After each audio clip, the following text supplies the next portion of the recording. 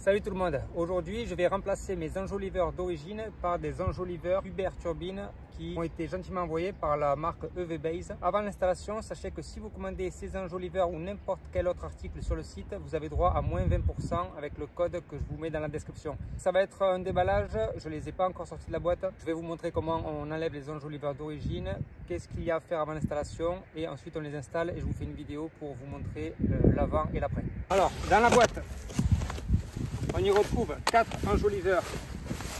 Je vais vous les déballer.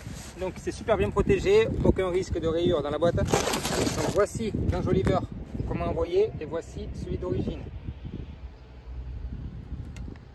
En plus des enjoliveurs, on trouve un joint qu'il faudra coller autour de l'enjoliveur pour pas que ça raye la jante. Donc je vais vous montrer ça. Des caches noires qui viendront aussi se coller au milieu de l'enjoliveur pour styliser un peu la voiture. Et vous pouvez commander à côté des petits caches avec des logos Tesla de couleur. Donc il y a noir, blanc ou rouge. Pareil, qui viennent directement se coller au centre de l'enjoliveur, faire un côté plus design à la voiture. Donc par exemple, si vous avez des étriers rouges, vous prendrez peut-être cela, ça fera plus sympa. Moi, je vais coller les noirs. Là, on va faire l'installation du joint tout autour de l'enjoliveur. Donc je pose l'enjoliveur sur le polystyrène pour pas le rayer et on va faire l'installation de ce petit joint. Le but, c'est de protéger la jante et de la protéger non seulement contre les chocs, mais aussi de la protéger contre le plastique qui viendrait rayer la jante.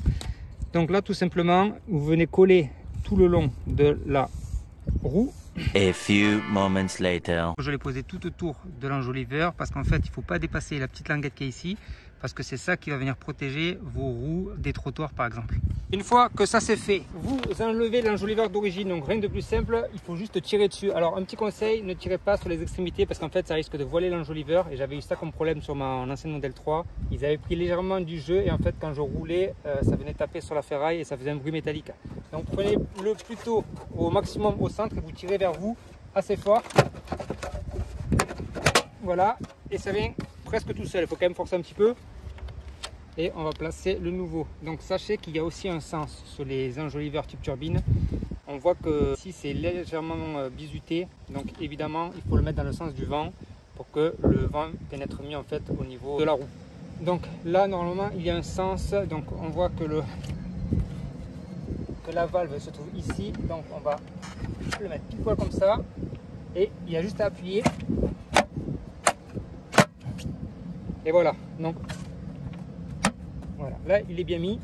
Et grosse différence avec l'autre enjoliveur d'origine, c'est que là l'enjoliveur il vient recouvrir la roue, tandis que les anciens, l'enjoliveur ne recouvre pas la roue. Donc là si vous venez frotter un trottoir, c'est le plastique qui va prendre et non pas la roue. Donc c'est super intéressant d'avoir ce type d'enjoliveur. Donc là je vous montre qu'il recouvre bien la roue, voilà, tandis que les enjoliveurs d'origine ils viennent en fait se mettre juste avant. Donc ça c'est la jante et ça c'est l'enjoliveur.